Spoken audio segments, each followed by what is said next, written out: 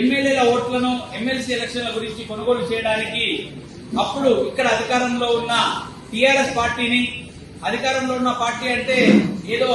ఇద్దరు ముగ్గురు మద్దతుతో వచ్చింది కాదు. తెలంగాణ రాష్ట్రం ఏర్పడిన తర్వాత ప్రజలందరూ కూడా తమ ప్రత్యేక రాష్ట్రం కావాలని, ఆ ప్రత్యేక రాష్ట్రం గురించి పోరాడిన సాధించిన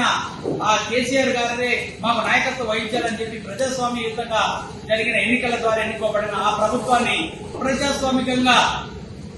అప్పుడున్న ప్రతిపక్షము టీడీపీ, అదేవిధంగా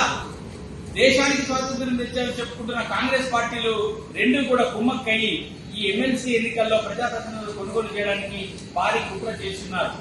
ఎమ్మెల్యేల ఓట్లను ఎమ్మెల్సీ ఎలక్షన్ల గురించి కొనుగోలు చేయడానికి అప్పుడు ఇక్కడ అధికారంలో ఉన్న టీఆర్ఎస్ పార్టీని, అధికారంలో ఉన్న పార్టీ అంటే ఏదో ఇద్దరు ముగ్గురు మద్దతుతో వచ్చింది కాదు. తెలంగాణ రాష్ట్రం ఏర్పడిన తర్వాత ప్రజలందరూ కూడా తమ ప్రత్యేక రాష్ట్రం కావాలని, ఆ ప్రత్యేక రాష్ట్రం గురించి పోరాడిన సాధించిన ఆ కేసీఆర్ గారే మాకు నాయకత్వం వహించాలని చెప్పి ప్రజాస్వామ్యయుతంగా జరిగిన ఎన్నికల ద్వారా ఎన్నుకోబడిన ఆ ప్రభుత్వాన్ని ప్రజాస్వామికంగా అప్పుడున్న ప్రతిపక్షము టీడీపీ, అదేవిధంగా దేశానికి స్వాతంత్ర్యం తెచ్చారని చెప్పుకుంటున్న కాంగ్రెస్ పార్టీలు రెండు కూడా కుమ్మక్కయి ఈ ఎమ్మెల్సీ ఎన్నికల్లో ప్రజాప్రతినిధులు కొనుగోలు చేయడానికి భారీ కుట్ర చేస్తున్నారు. ఎమ్మెల్యేల ఓట్లను ఎమ్మెల్సీ ఎలక్షన్ల గురించి కొనుగోలు చేయడానికి అప్పుడు ఇక్కడ అధికారంలో ఉన్న టీఆర్ఎస్ పార్టీని, అధికారంలో ఉన్న పార్టీ అంటే ఏదో ఇద్దరు ముగ్గురు మద్దతుతో వచ్చింది కాదు. తెలంగాణ రాష్ట్రం ఏర్పడిన తర్వాత ప్రజలందరూ కూడా తమ ప్రత్యేక రాష్ట్రం కావాలని, ఆ ప్రత్యేక రాష్ట్రం గురించి పోరాడిన సాధించిన ఆ కేసీఆర్ గారే మాకు నాయకత్వం వహించాలని చెప్పి ప్రజాస్వామ్యయుతంగా జరిగిన ఎన్నికల ద్వారా ఎన్నుకోబడిన ఆ ప్రభుత్వాన్ని ప్రజాస్వామికంగా అప్పుడున్న ప్రతిపక్షము టీడీపీ, అదేవిధంగా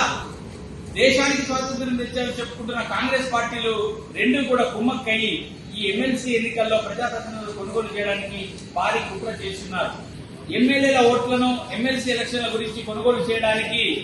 అప్పుడు ఇక్కడ అధికారంలో ఉన్న టీఆర్ఎస్ పార్టీని, అధికారంలో ఉన్న పార్టీ అంటే